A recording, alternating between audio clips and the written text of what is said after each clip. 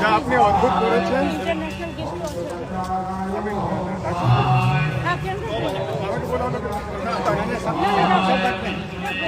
আমি ভাবছি একটা বাস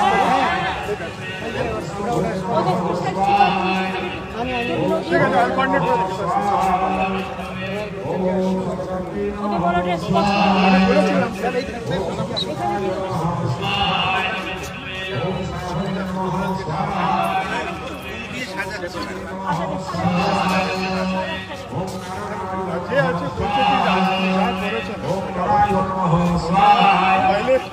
আপনি করেছেন আপনার এভরিবডি সো অ্যাপ্রিশিয়েটেড চমৎকার আচ্ছা ম্যাডাম 30 তারিখে যখন করবেন তারপরে পাশে দেখেন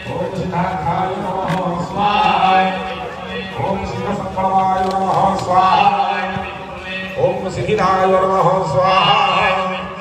ओम सिद्धि साधनाय नमः स्वाहा ओम प्रसाहिने नमः स्वाहा ओम वृषभाय नमः स्वाहा ओम विष्णवे नमः स्वाहा ओम वृषभराय नमः स्वाहा ओम वृषोदराय नमः स्वाहा ओम वर्धमानाय नमः स्वाहा ओम विभक्ताय नमः स्वाहा ओम श्रुतिसागराय नमः स्वाहा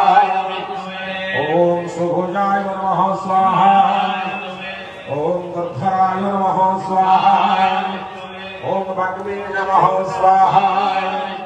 ओम महेन्द्राय नमः स्वाहा ओम वसुदाय नमः स्वाहा ओम वसवे नमः स्वाहा ओम नैकरोपाय नमः स्वाहा ओम कहोरुपाय नमः स्वाहा ओम श्रीविष्टाय नमः स्वाहा ओम प्रकाशनाय नमः स्वाहा ओम मोदश्चरतिधराय नमः स्वाहा ओम सत्मने नमः स्वाहा ओम प्रतापनाय नमः स्वाहा ओम मुक्ताय नमः स्वाहा अक्षराय नमः स्वाहा ओम मंगलाय नमः स्वाहा ओम चंद्रांशने नमः स्वाहा ओम भास्करद्यूताय नमः स्वाहा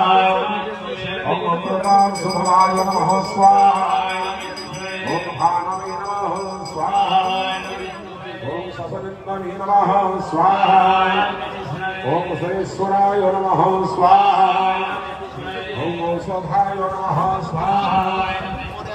ओम जगतः श्रीधर नमः स्वाहा ओम सत्यधर्मपराक्रमाय नमः स्वाहा ओम भूतभव्यभवतनाथाय नमः स्वाहा ओम पवनाय नमः स्वाहा ओम नवनाय नमः स्वाहा ओम महाय नमः स्वाहा কালকেও যোগ্য চলবে পরশুদিনও সকাল থেকে ঠাকুর প্রতিস্থাপনার নানা রকম প্রস্তুতি চলবে। দ্বার উদ্ঘাটন হবে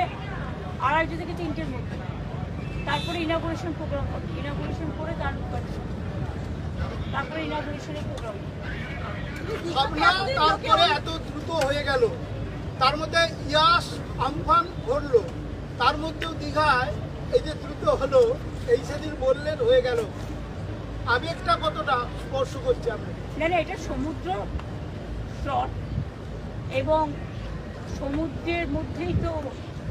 আমাদের বাংলার সবচেয়ে বড় শান্তির প্রতীক নামধাম, যেটা শান্তি চৈতন্যদেব কত বছর আগে তিনি এই মন্ত্র নিয়ে তিনি অনেকদিন পুরীতে ছিলেন এবং তিনি তার মধ্যে কথাটা বেরিয়েছিল নয়ন পথগামী জগন্নাথ। দীঘায় যেহেতু একটা সমুদ্র আছে এবং সমুদ্রে লোকে বেড়াতে আসে, এখানে একটা তীর্থস্থান হলে পর্যটকদের আকৃষ্ট করে। আর আমি মনে করি যে দীঘা সৈকত সরণিতে যে জগন্নাথ ধাম তৈরি হয়েছে, এটা হাজার হাজার বছর ধরে বাংলার স্থাপত্য, বাংলার যে নতুন প্রজন্মের জন্য, পুরনো প্রজন্মের জন্য বা এখনও যারা আছে সবার জন্য নতুন একটা কৃষ্টি, একটা সংস্কৃতি, একটা সংস্কৃতি, একটা মিলিত হওয়ার, একদিকে আধ্যাত্মিকতা, আধ্যাত্মবাদ, অন্যদিকে সম্প্রীতি, সবারই আহ্বান, এইসব মিলিয়ে মিশিয়ে আমার মনে হয় যারা কাজটা করেছে খুব ভালো করেছে। এবং বাদবাকি তো আমরা পরে বলবো, এখন দেখাশোনা করতে হবে। দিদি একটা আগে লোকে আসতেছেন এমনি সমুদ্র দেখতে, মন্দির আলাদা আকর্ষণীয় জায়গা হচ্ছে। আকর্ষণীয় জায়গা, আমরা পরিচয়টা কি পাল্টে যাবে? দীঘার পরিচয় কি বদলে যাচ্ছে? না, দীঘার মন্দিরটা তো নিশ্চয়ই একটা অন্যরকম পাখা যুক্ত করবে পালঙ্কে এবং এটা উচ্চ শিখরে যাবে, এটা ইন্টারন্যাশনাল প্লেস অফ ট্যুরিজম হবে।